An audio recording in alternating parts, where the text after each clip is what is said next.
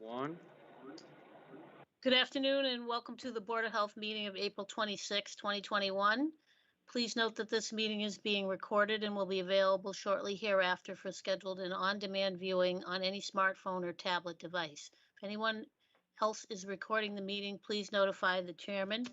Pursuant to Governor Baker's March 12, 2020 order suspending certain provisions of the Open Meeting Law, General Law, Chapter 30A, Section 18, and the Governor's March 15, 2020 order imposing strict limitations on the number of people that may gather in one place, this meeting of the Chatham Board of Health is being conducted via remote participation.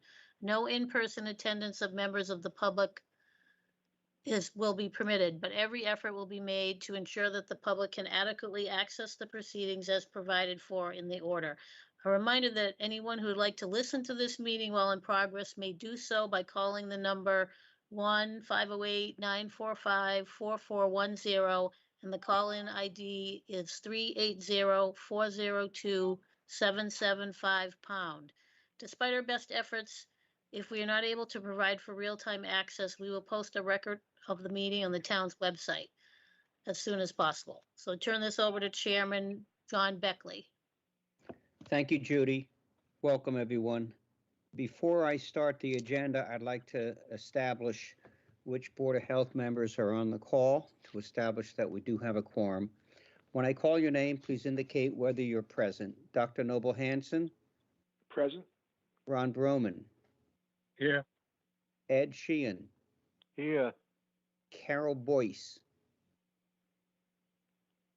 Okay, I'm here, John Beckley, for that's 4, and we have Dr. Dick Edwards.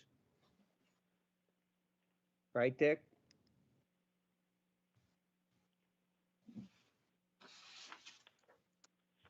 Here.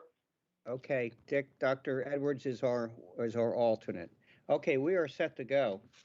Today we only have 2 items on the agenda, plus an update from Dr. Duncanson. So let's start off with the first hearing item, which is a variance hearing and approval for IA Technology for Thomas and Susan Campbell at 64 Barcliff Avenue. And representing them is J.M. O'Reilly and Associates. Do we have someone from J.M. O'Reilly and Associates on the call? Good afternoon, Mr. Chairperson, John O'Reilly. Can you all hear me? Yes. Great, thank you. As your introduction read, the Campbells are looking to do some work on their property at 64 Barcliff Avenue.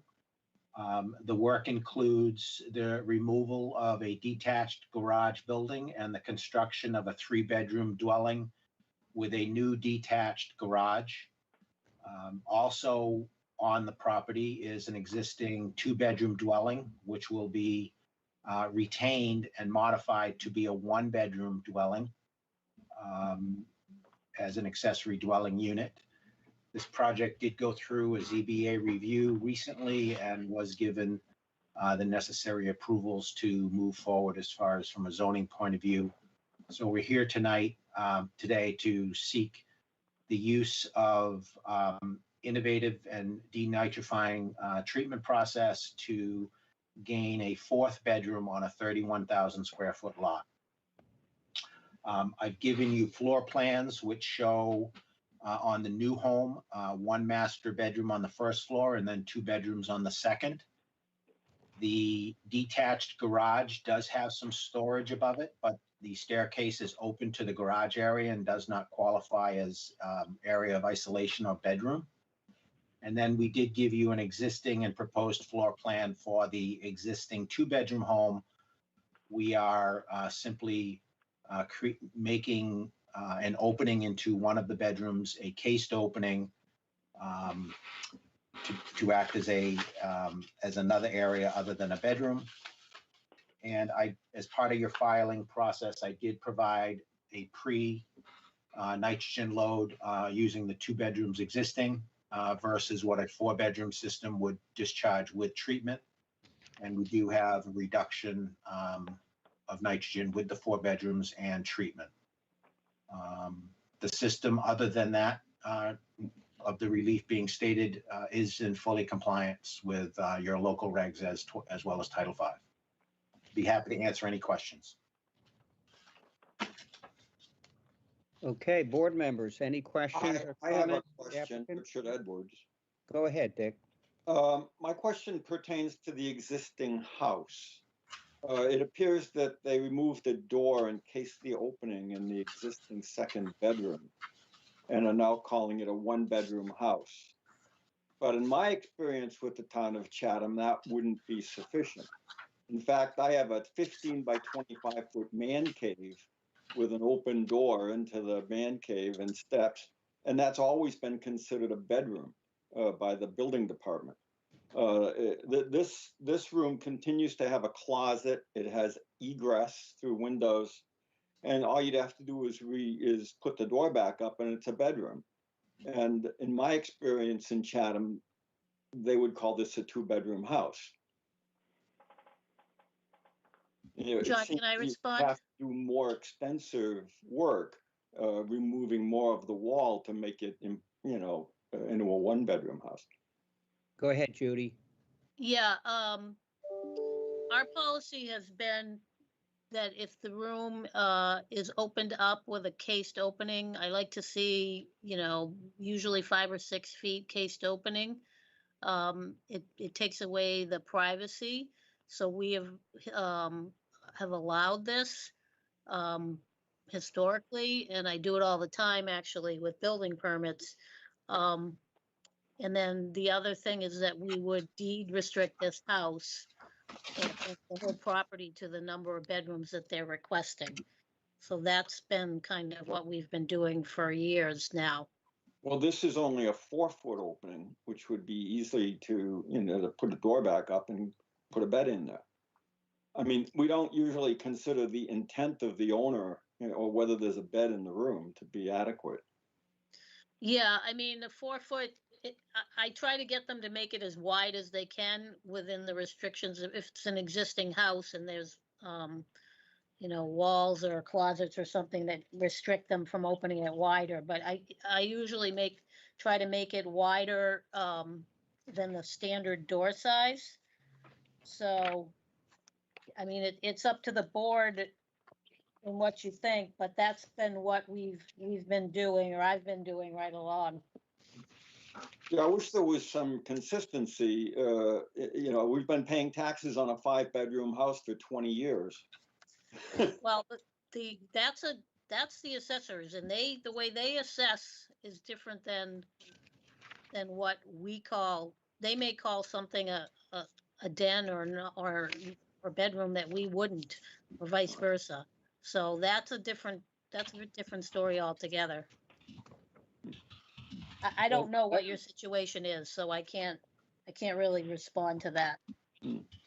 Let's ask the applicant whether or not the opening in the to be abandoned number 2 bedroom is as wide as it can possibly be. As Judy was talking, I was quickly emailing the project architect to see if we can open that up. I think they are being restricted because of the placement of the interior stairway, the existing location of the interior stairway, but I'm trying to reach the architect as we're speaking. And Judy, what about the closet? Closet is not part of the definition of a bedroom. Oh, all right. People kind of assume it is, but it's not. We've always just gone by the housing code definition, which is greater than 70 square feet, natural light and ventilation, heated, and has privacy. So, I mean, the privacy part is what we do by opening out to a cased opening. Judy, what's the minimum size of the opening to be called cased? Is there a size requirement, or is it just not have a door? I usually want them to open it out wider than a standard door. I mean, Is there a number attached to that, though? I mean, 4 feet, 6 feet for it to be a cased opening? I mean, I usually ask for 5 or 6 feet, but again, if they can't do it because of some structural reason and we deed restrict the dwelling, I will usually let it go. Yeah. And then I had a question for the applicant, just quick. So the ADU is going to be the existing house, which goes down to a one-bedroom? Is that That is the correct. idea? Yes, that is Okay, the idea. and then there's a three-bedroom, and then there's the separate garage. That's correct, sir. Okay. So the ADU would have to be advertised and occupied as a one-bedroom unit then? That is the intention, yes.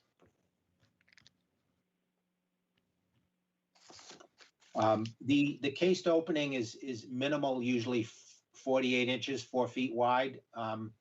And I agree with Judy. Typically, cased opening is as wide as you can make it, 5 feet. But I think they were limited because of the interior stairs here.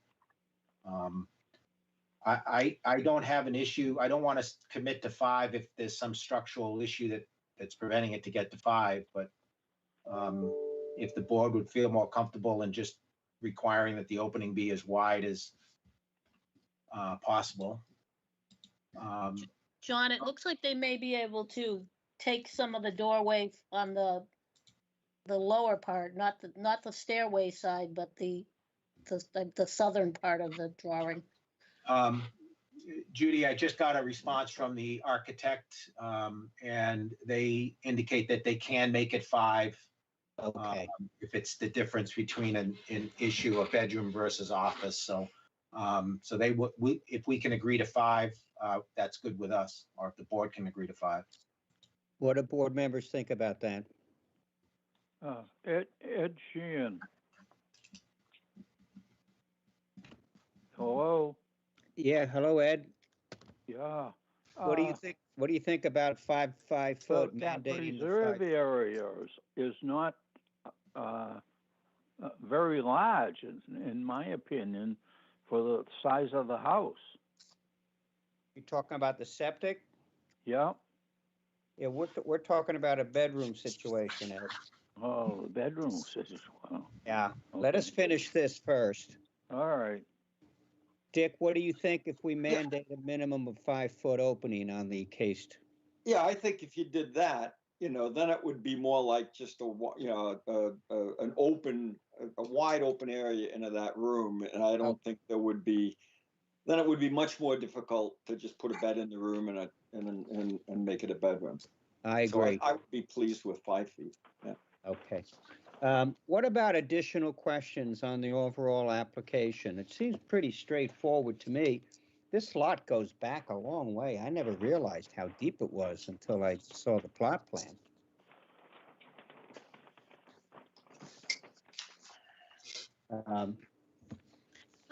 From Ed's question about the reserve area, the reserve Yes. area is the exact same size as the primary, so it's acceptable, Ed.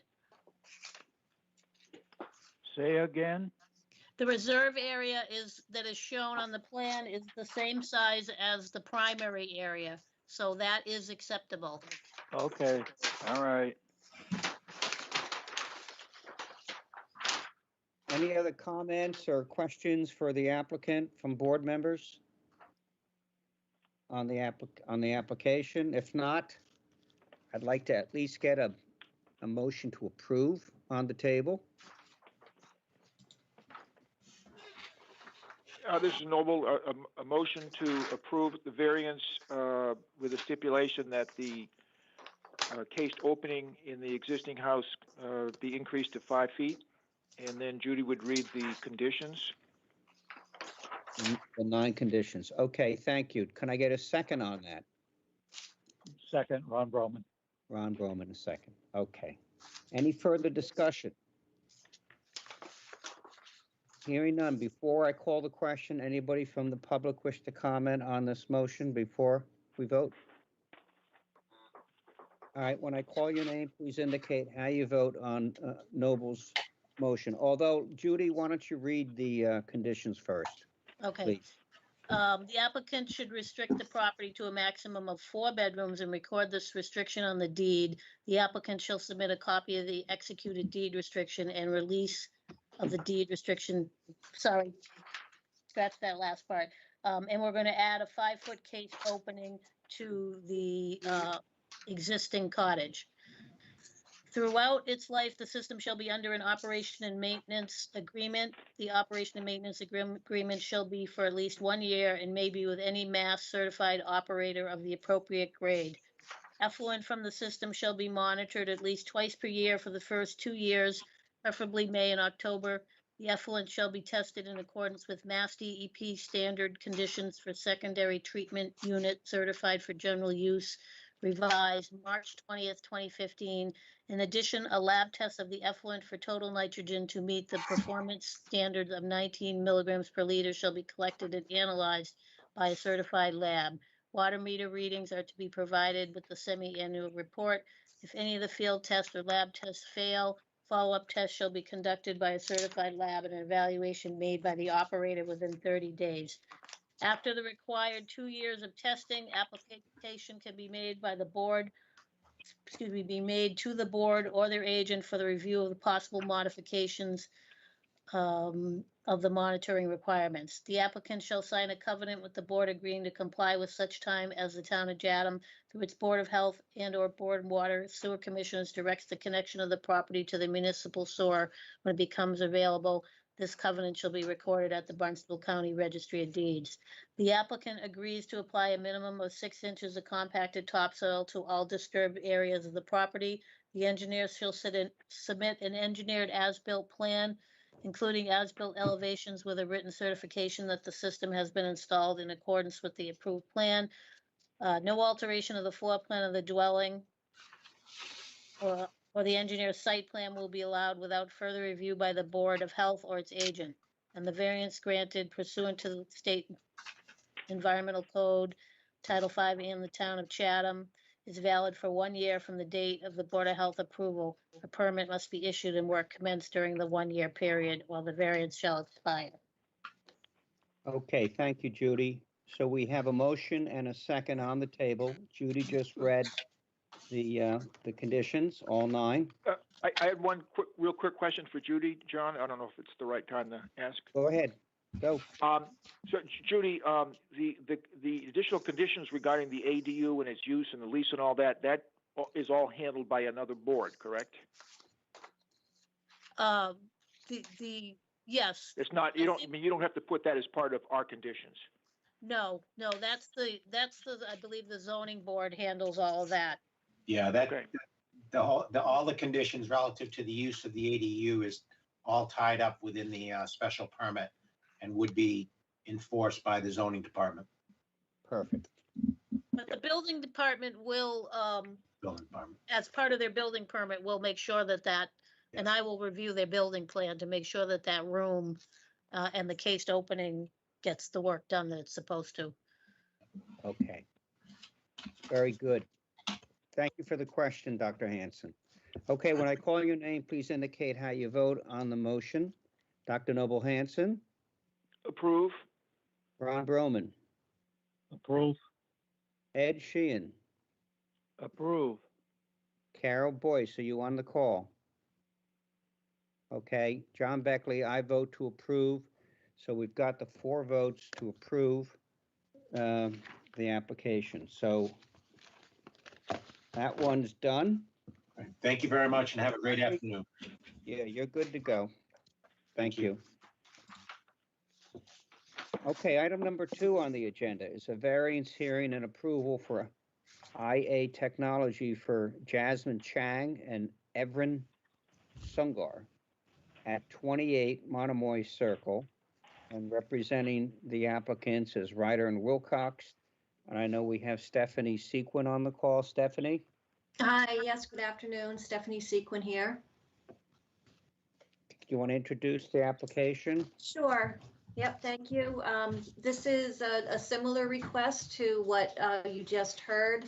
We're requesting approval to install an IA system to allow an additional bedroom to be constructed here. It's a half-acre lot. There's an existing house with 3 bedrooms in it. It was originally built in 1973. There was an addition added in 1979. The existing system is a 1,000-gallon septic tank and 2 leaching pits. The current owners who purchased this property in December of last year would like to convert one of the existing rooms. The previous owner had a piano in there, I believe, and referred to it as a music room. They would like to renovate that and create a fourth bedroom. So we're proposing a new septic system, a new Title V system with a microfast unit that provides nitrogen reduction under DEP's general use approval. We are showing a new leaching system that is sized for just over 440 gallons per day. So it does provide adequate capacity for a 4-bedroom house. The soil testing shows the soil conditions are excellent. We don't have any issues with groundwater. There are no wetlands in the vicinity of this property, and we're not in a zone 2, and the property is connected to town water. So the only variance that we're requesting is to allow an increase in the number of bedrooms, going up from the existing 3-bedroom house to a 4-bedroom house on a lot that has less than 40,000 square feet of lot area. So I included the existing floor plans and noted the room that is to become, as I said, converted from the music room into the bedroom. They're also going to do some what's now a kind of a hallway with a half bath and a laundry room. That whole space will be renovated and become the full bath to accommodate that new bedroom. So I would be happy to answer any questions.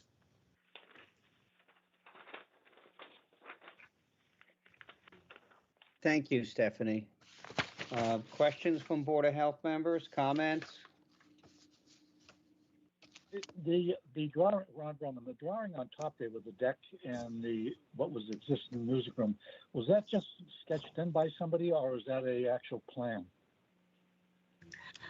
I was able to get copies of the original construction plans from the building department, from when the house was originally built in '73, and then there was another set of plans when the addition was built in '79. So I sort of cut and pasted those two sets of plans together, and then noted what's currently the music room. That's what was added on in '79.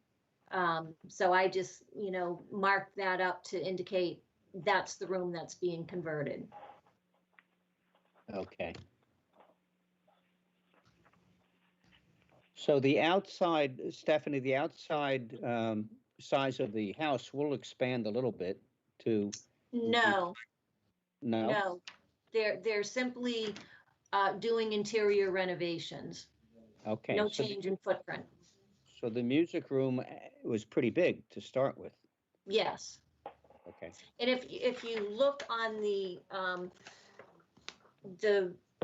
plan that shows the second floor, so on the second floor, if you look to what's labeled bedroom 2 on the left, and includes the bath and the closet. Mm-hmm. Well, there are no dimensions on it, so it's hard to, but that's the above the music room. So Okay. yes, it is a fairly large space. All right. Thank you. I have a question, Ron Broman. Now that sitting room on the second floor, that has a door on it and closets and everything. Why isn't that listed as a bedroom? That is the access to bedroom 2. So it's sort of like there's a traffic pattern through that sitting room. It's sort of like a 2-room suite. So you go through the sitting room to get to bedroom 2. Oh,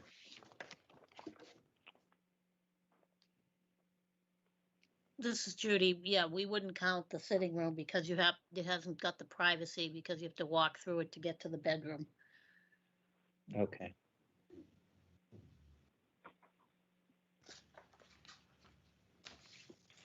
Well, that makes sense.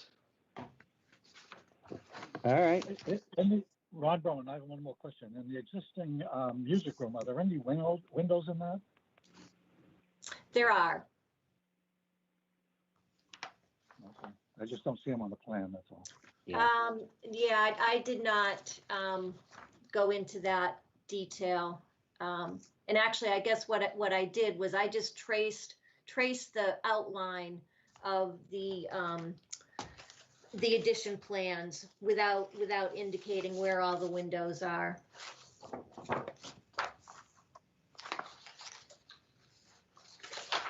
Stephanie? Yes.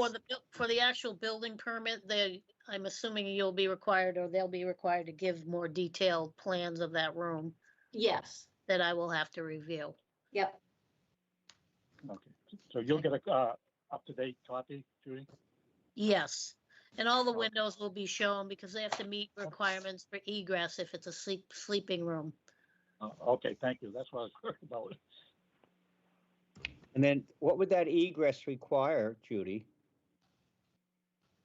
There's a certain size window, and I forget the exact size, and then can only be, I think, no more than 42 inches off the floor. So if somebody had to climb out, they could. Okay. And there's a minimum, square inches that the space to get out the window is. Okay. All right. Any other questions or comments from Board of Health members? We do have 3 conditions that are recommended in the memorandum from Judy to the board. Are we ready for a motion here?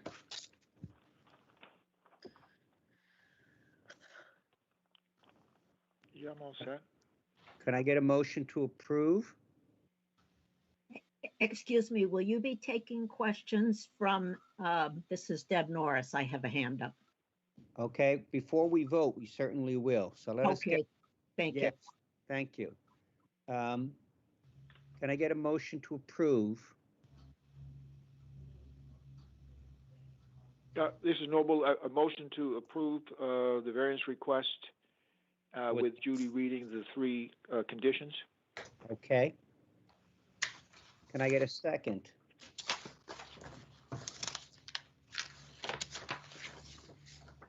Second, Ed Sheehan. Ed Sheehan, thank you, Ed. Judy, can you read the 3 conditions, please? Yeah, there's actually 9 conditions. It's the same as the last time. Okay, I didn't see them. Second page. Did you not get the second page? I don't have the second page in my packet. No, we didn't get the Oh. second. No. So I'm sorry, it's the same as the last time. I'll read them then. That's important that I do. I The think, applicant, excuse me, they might be on the back if you I thought I double-sided it. You could check that. Nope. No? Okay, sorry about that. Okay, it's okay, I'll read them. The applicant should restrict the property to a maximum of 4 bedrooms and record the restriction on the deed at the Barnstable County Registry of Deeds. Throughout its life, the system shall be under an operation and maintenance agreement. The O&M agreement shall be for at least 1 year and may be with any mass certified operator of the appropriate grade. Effluent from the system shall be monitored at least twice per year for the first 2 years, preferably May and October. The effluent shall be field tested in accordance with Mass DEP standard conditions for secondary treatment units certified for general use, revised March 20th, 2015. An additional lab test of the effluent for total nitrogen to meet the performance standard of 19 milligrams per liter shall be collected and analyzed by a certified lab. Water meter readings are to be provided with the semi-annual report. If any of the field tests or lab tests fail, follow-up tests shall be conducted by a certified lab and evaluation made by the operator within 30 days. After the required 2 years testing, application can be made to the Board of Health or its agent for review and possible modification of the monitoring requirements. The applicant shall sign a covenant with the board agreeing to comply at such time as the town of Chatham through its Board of Health and/or Board of Water and Sewer Commissioners directs the connection of this property to the municipal sewer system. This covenant shall be recorded at the Barnstable County Registry of Deeds. The applicant agrees to apply a minimum of 6 inches of compacted topsoil to all disturbed areas. The engineer shall submit an engineered as-built plan, including as-built elevations with a written certification that the system has been installed in accordance with the approved plan. No alteration to the floor plan of the dwelling or the engineer's site plan will be allowed without further review by the Board of Health or its agent. The variance is granted pursuant to State Environmental Code Title V or the Town of Chatham subsurface sewage regulations and is valid for 1 year from the date of the Board of Health approval. Permit must be issued and work commenced during that 1 year time period, or the variance shall expire. Okay, thank you, Judy. Now we have somebody who'd like to comment on this. Deborah Norris, you have the floor. Thank you. You're welcome. My questions are born of a need for some education, and I have no interest in being an unfriendly neighbor, but I do need, as an abutter, to make sure that there isn't any kind of an implication for me or for neighbors on the other side. And the language is obviously of a technical nature that you all have been exposed to many times, but which I don't thoroughly understand. What I would like to try to understand is why I don't need to be concerned with the variance that's being requested. It sounds like it won't receive the 440 gallons per day.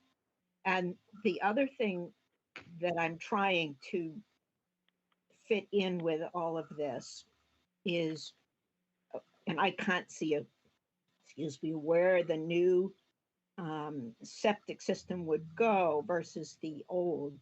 And I understand that there's an interest in putting a swimming pool in the backyard. And does the need for a new septic system, is that enhanced one way or the other by that happenstance?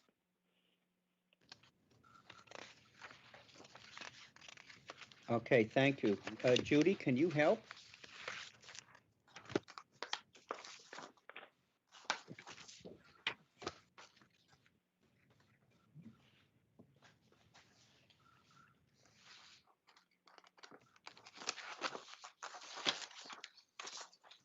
Can I just, this is Stephanie Sequin, in answer to one of the questions. Until recently, you would require nitrogen loading calculations to be provided with this variance request. And then within the last year, I think you made the decision that you're all familiar enough with the way that the IA systems work, and you understand sort of intuitively that the nitrogen coming out of a 3-bedroom home with a standard Title V system is higher than what will come out of a 4-bedroom home that has the nitrogen reducing component included in it. So if I were to do the nitrogen loading calculations based on the 3 bedrooms that are there on this half-acre lot, and then do the same calculations with 4-bedroom flow, but with the nitrogen reduction, you would see that the nitrogen coming out of the 4-bedroom home with the IEA technology is less than the nitrogen that's coming out of the 3-bedroom home with the existing standard Title V system, if that helps the abutter. Yes. I didn't quite follow the question about the pool. That the pool sort of has nothing to, no impact on, I don't believe it has any impact on the board's decision on whether or not to grant this. I just am showing it mostly to assure my client that, with the system that I've designed, they will still have room to put a pool in the backyard. And meet all the requirements for setback and et cetera. Correct. What is, out of curiosity, the requirement for a setback from the property line? Because that you probably know that the property line on that piece of property is kind of oddly shaped. It's kind of like a pie wedge, if you will. It's 10 feet to the property line. I'm sorry, I was muted before. It's 10 feet to the property line, and Stephanie is showing 10.9 feet or 11.4 feet from the property line, and then 20 feet from the pool, which is acceptable, 20.5 feet from the. The septic system, you mean being 20.5 feet from the pool? 20, yes, 20, the septic system, the leaching area is 20.5 feet from the pool, the proposed pool. And I don't, and I apologize, I don't have what you're looking at. Can you describe for me where that leaching field is going to be? It's obviously going to be in a different location, I gathered, than the old system. So it's actually almost, it's just a little bit closer to the road than the old system. It's more or less in the same area as the old system.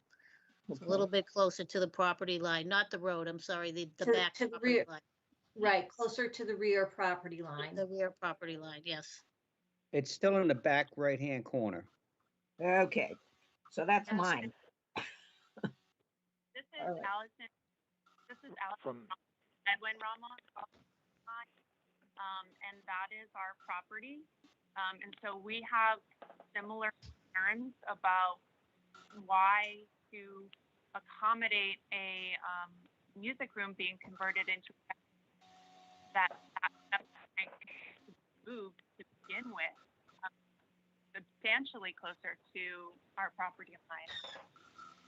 So we're trying to understand why it needs to be moved in the first place.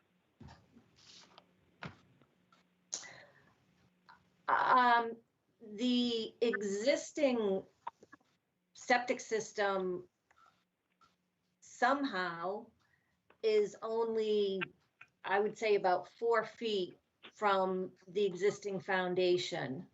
I'm not sure how that happened, because even when it, in 73, when it was installed, there was I think a 20-foot setback. So the proposed septic system is positioned to meet the 10-foot setback from the existing foundation to the new septic tank, and the 20-foot setback from the existing foundation to the leaching area. And then the leaching area is, we are maintaining the 10-foot minimum setback that's required from the property line.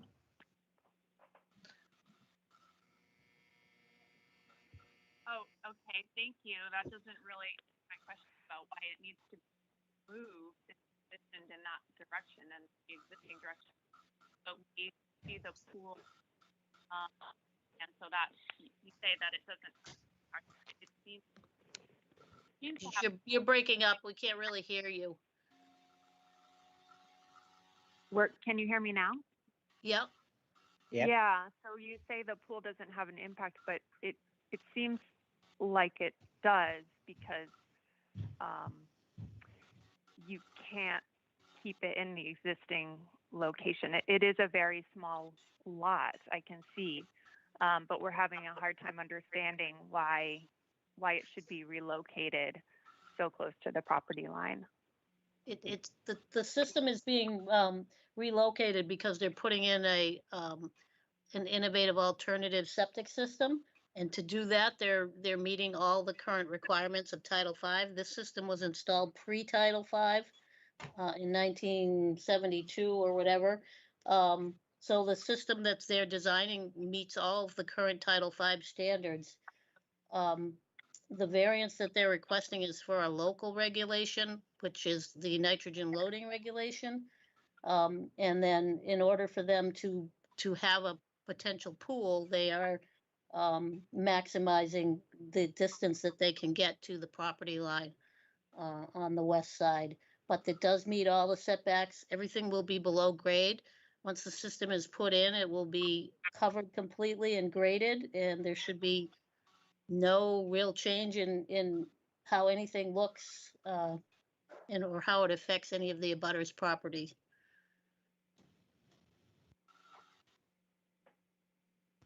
And the quality of the effluent going to the subsurface is enhanced. Correct.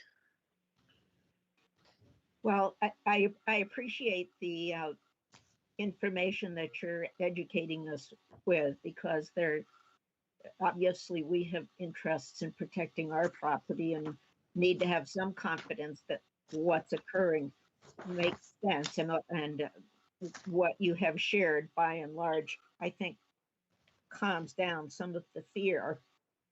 It does sound as though maybe the requirement needs some kind of adjustment, only so that you don't have to declare a variance all of the time. If you could modify it to say, unless you're putting in a new blah, blah, blah system or something of that sort. But I'm speaking for myself. I appreciate the information that you have shared. Thank you.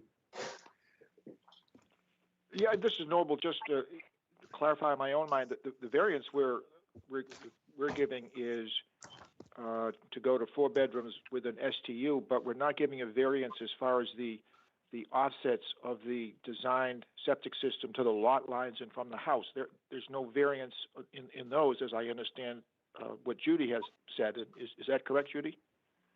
Yeah, I mean, variance is kind of maybe not the correct term for this type of a hearing.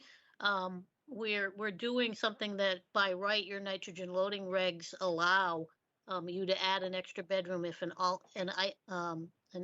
alternative septic system is installed. But our regs do say that approval by the Board of Health is required for these cases. So we call it a variance from the nitrogen loading regs. Right. We're not issuing a variance in terms of the Yes. offsets of the septic system from the lot lines or the house. No, there's no They're within their right to put it where they've designed it, so we don't really, as Correct. to why they put it there is not our issue, I guess. Correct. This is Richard Edwards. Can I just clarify that in no way does the presence of this alternative system affect the requirement to connect to the sewer as soon as it comes down Barcliff Road?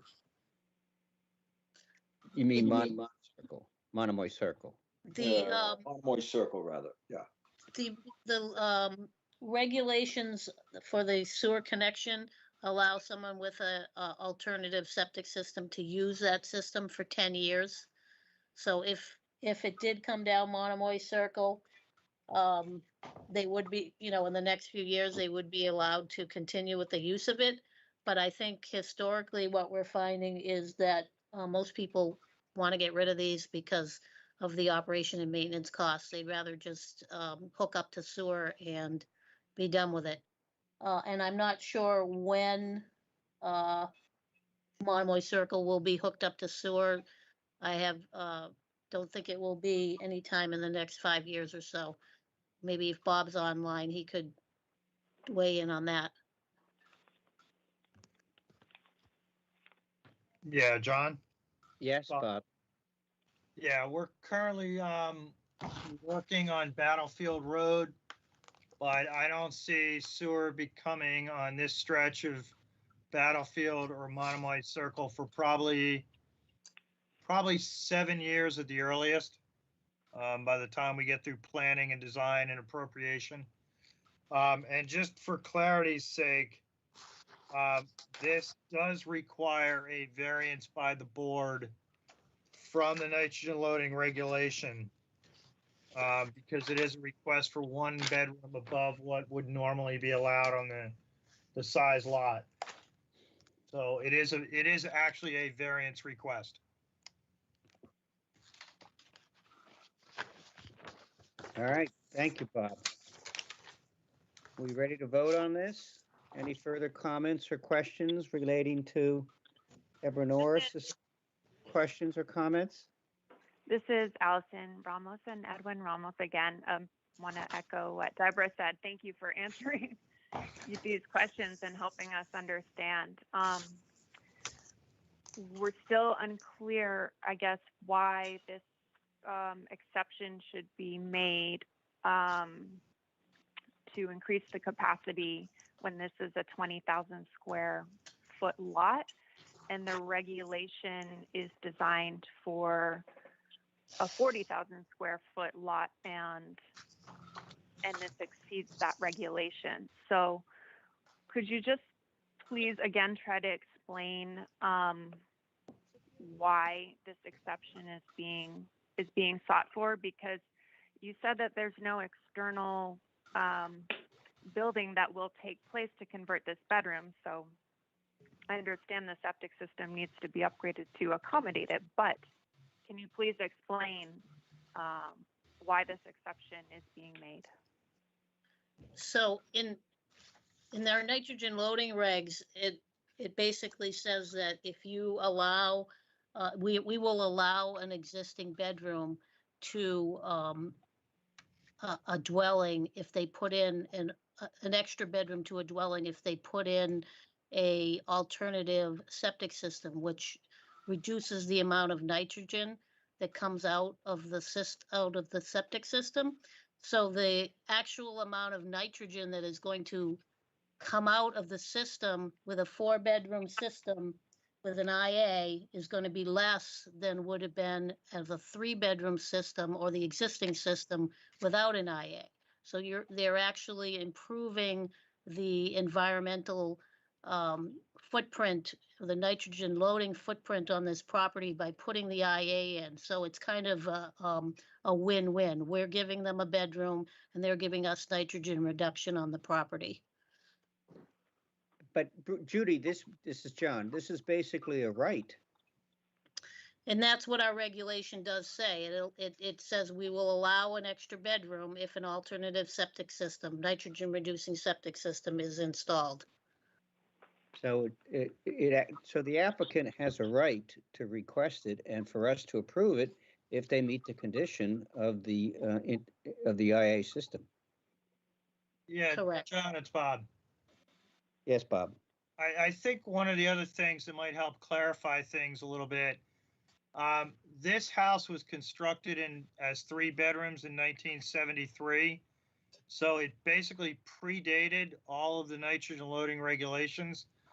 So it's basically grandfathered in, if you will, at 3 bedrooms, even though it is on a 20,000 square foot lot. So if it was new construction today, it'd be limited to the 1 bedroom per 10,000 square feet. But because of when it was constructed in 73, it's basically grandfathered at 3. And so the board can consider allowing the additional bedroom to bring it up to 4 bedrooms, as Judy stated, with the IA technology. So that may help clarify why it's going, or why it's kind of already above the nitrogen loading regulation, but why the board can grant the variance. That's a good point, Bob. Yes.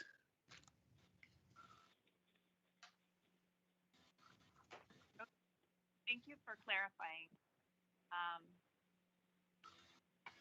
It's just being moved. Allison, you're breaking up again. So sorry. Can you hear me now? Yes. Oh, I just wanted to say thank you for explaining. And our concern really just lies with why it needs to be moved closer to the property line if there was a problem down the line. So that's where our concern lies. Thank you for explaining why the variance is being requested. Okay. Thank you for your interest. All right, let's proceed with the roll call vote from the Board of Health members. We have a motion, we have a second, and the conditions have been read. When I call your name, please indicate how you vote on the motion. Dr. Noble Hanson? Approve. Ron Broman? Approve. Ed Sheehan? Approve. I vote to approve, John Beckley. So we have 4 votes to approve, no votes against. So the variance is granted. Thank you very much, Al. You're welcome, Stephanie. All right, let's move to the third and final hearing agenda item, which is an update and discussion of COVID-19. with Dr. Robert Duncanson, Director of Health and Natural Resources. Dr. Duncanson. Yeah, good afternoon, members of the board. So just, some quick updates. It's been a little bit of time since the board last met and had an update. Massachusetts surpassed a milestone over the weekend with over 640,000 cases of COVID-19. Specifically, as of yesterday afternoon, 640,399 cases. So, that's not necessarily a milestone we should be happy with or proud of, but it is what it is, unfortunately. As of yesterday afternoon, Barnstable County had 13,417 cases, which was an increase of 30 cases from the day before.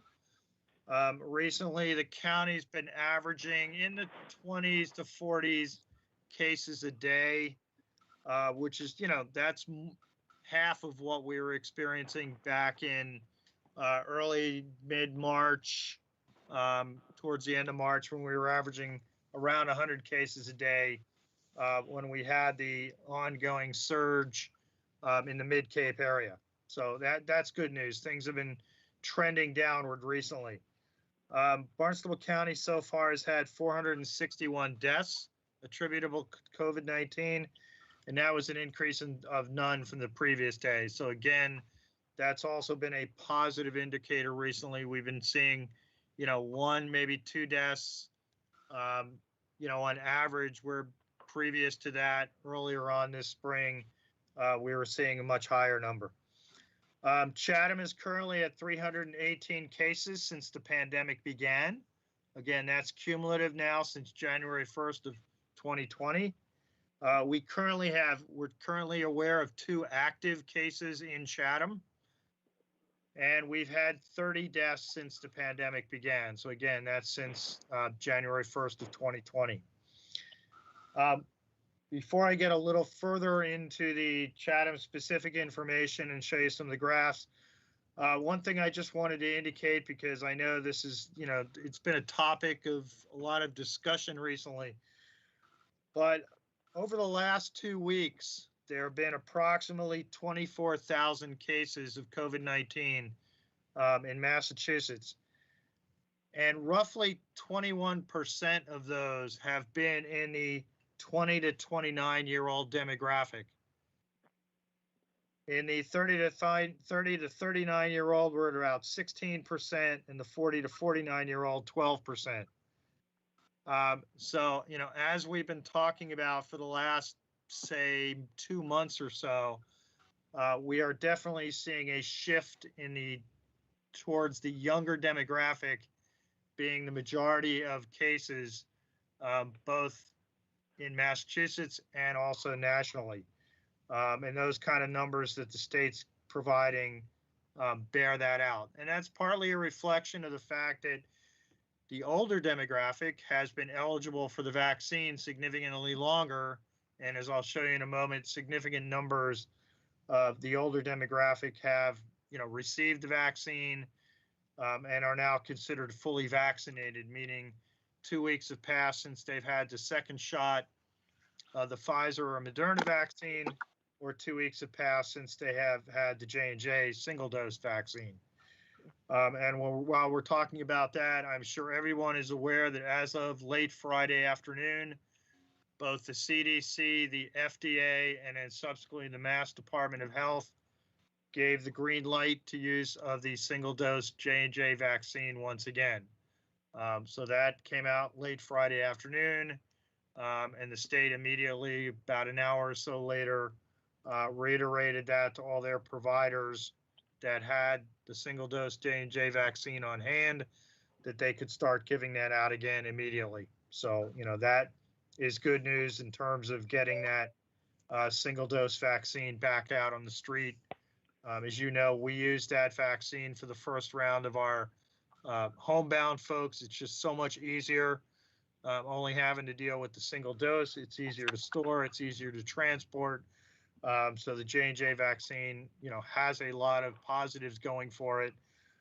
Not quite as effective early on against or for its efficacy rate. It's a little bit lower, But as we've talked about before, that's primarily due to the fact that it was tested under what I would call more rigorous conditions. It was tested at a time when the variants in South Africa and in Britain were in effect, where the Pfizer and Moderna vaccines, when they were tested, those variants were not yet in widespread circulation. And then just quickly to show you some of the graphs we have, so let me share my screen here.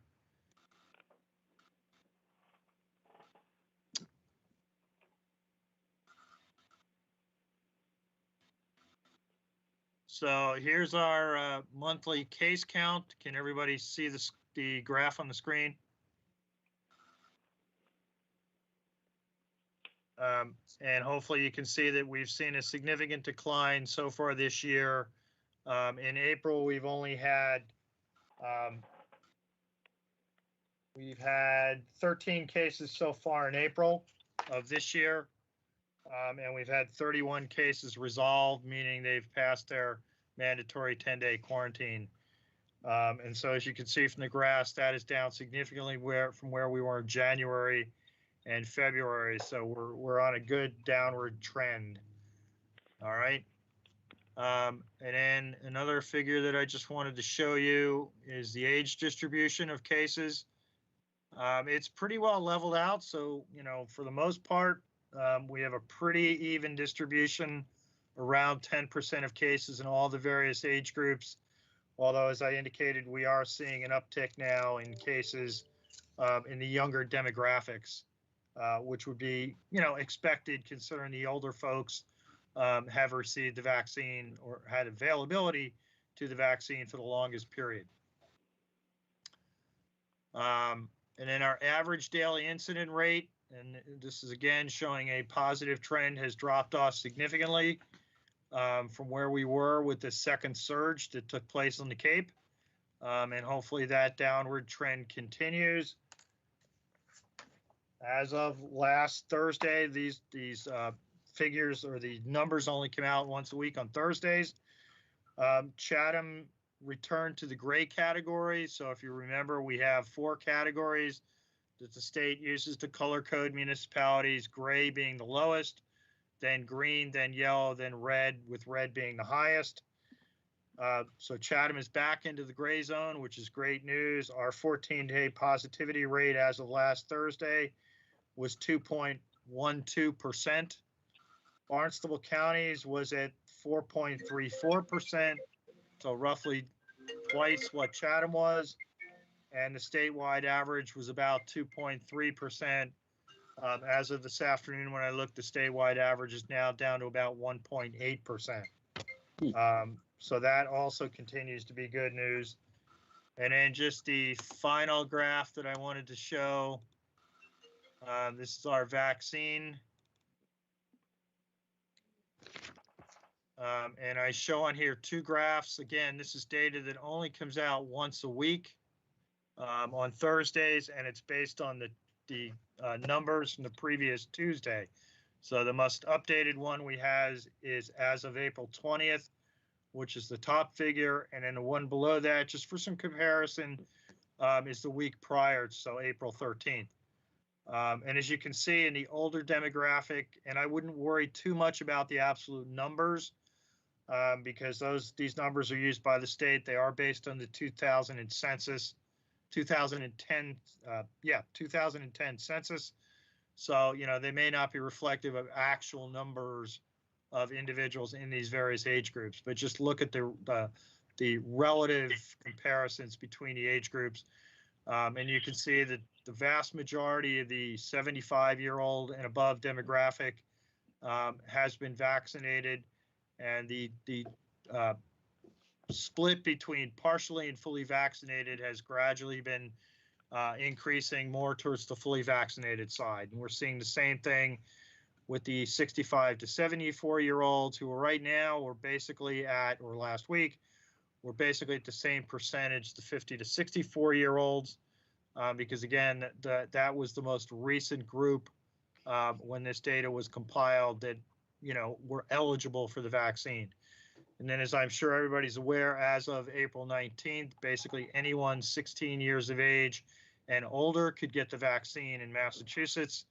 So we're starting to see an increase in the younger demographic, the 30 to 49-year-olds, the 20 to 29-year-olds. And then last week, for the first time, we started to see folks in the 0 to 19-year-old showing up. Prior to that, as indicated on the bottom graph, the state didn't report a percent if there were less than 30 individuals vaccinated in that age group.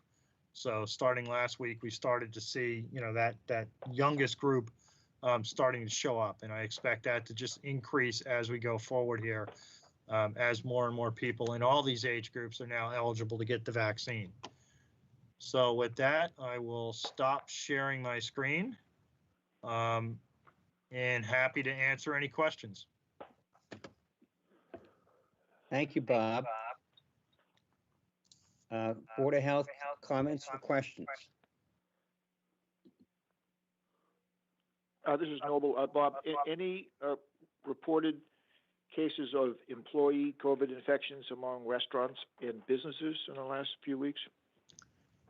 We have had a couple of reports of employees that are infected or have had a positive test. But in general, they've been employees working seasonally, and so they were not at their job within 48 hours or 72 hours of when they tested positive.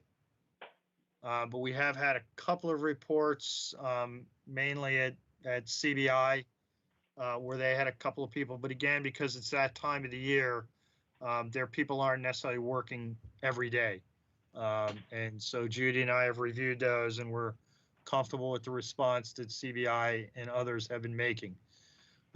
Just so you know, there was a closure at Max Seafood yesterday, had nothing to do with COVID. It was due to they had an issue with their fire suppression system, which caused them to close down, but it was not COVID related.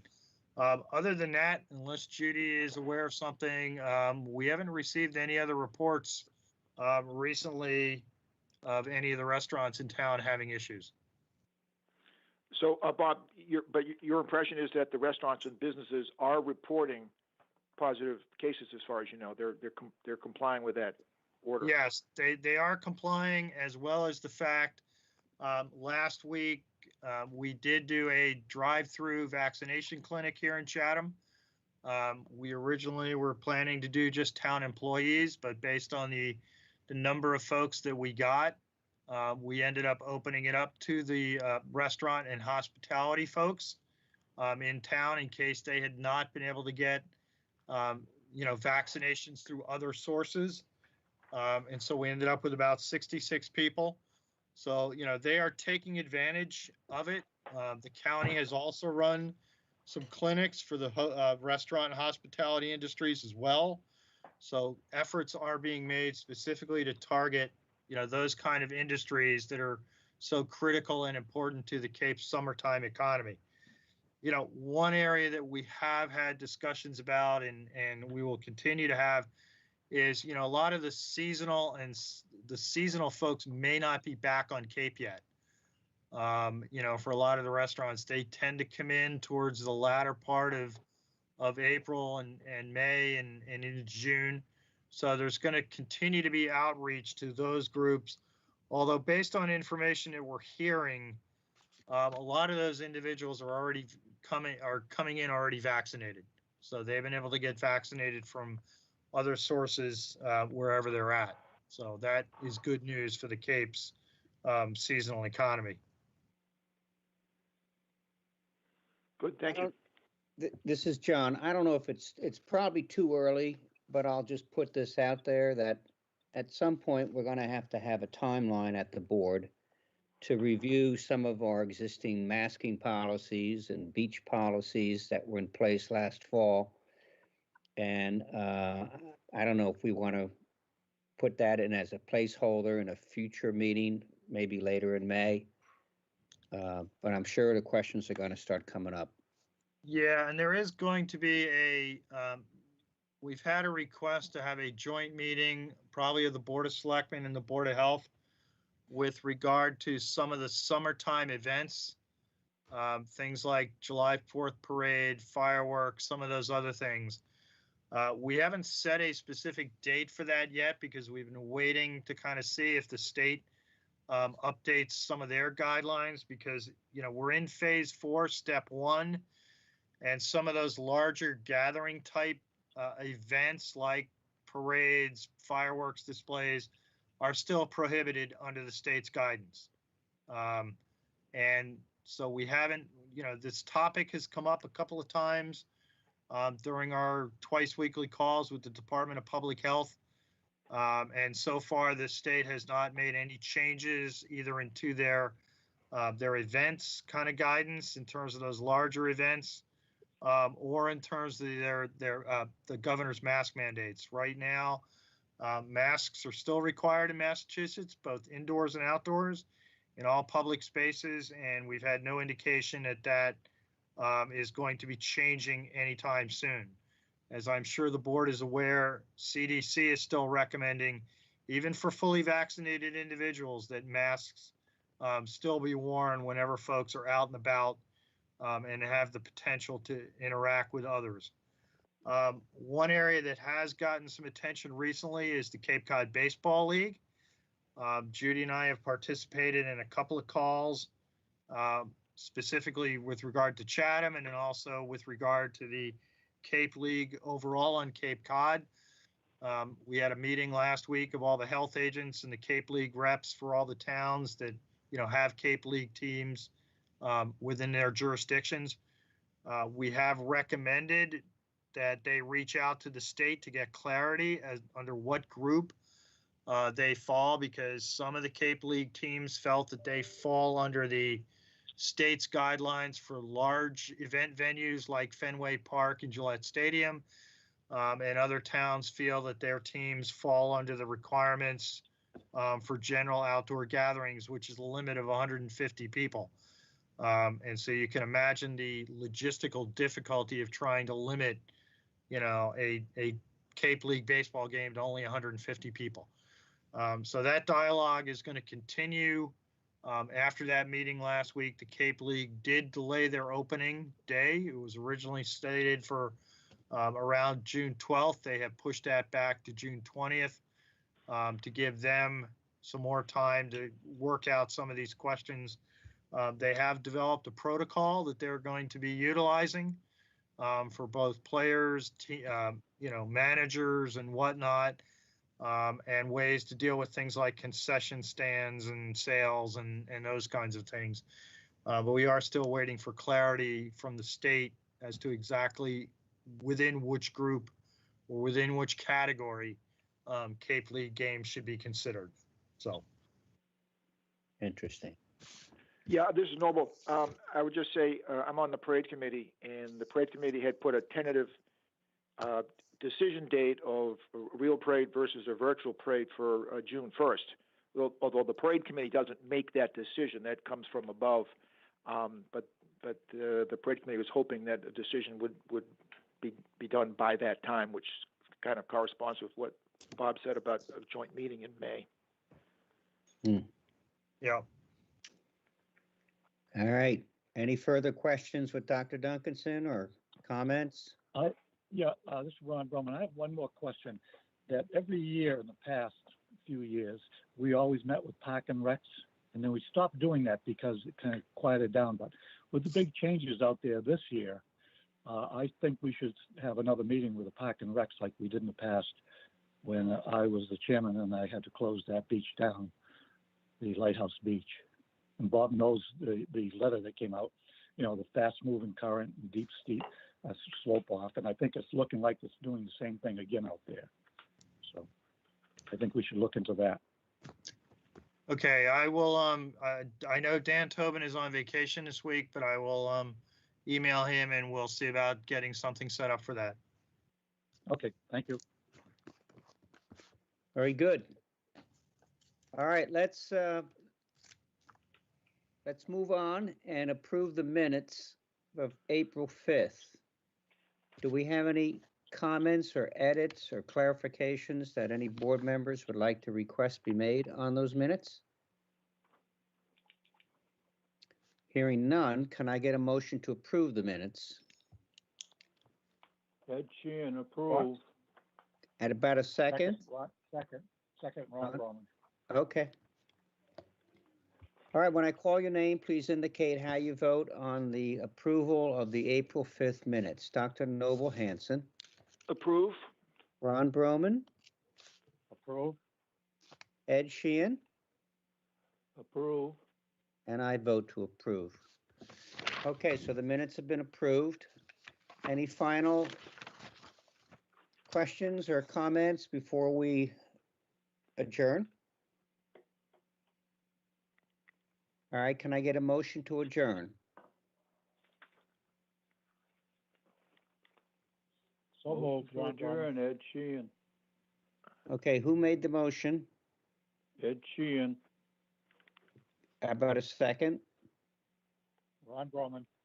Ron Roman on the second. Okay. When I call your name, please indicate how you vote on the motion to adjourn. Dr. Noble Hanson, Approve? Ron Broman, Approve. Ed Sheehan, Approve. and I vote to approve. So we are done for tonight. Thank you for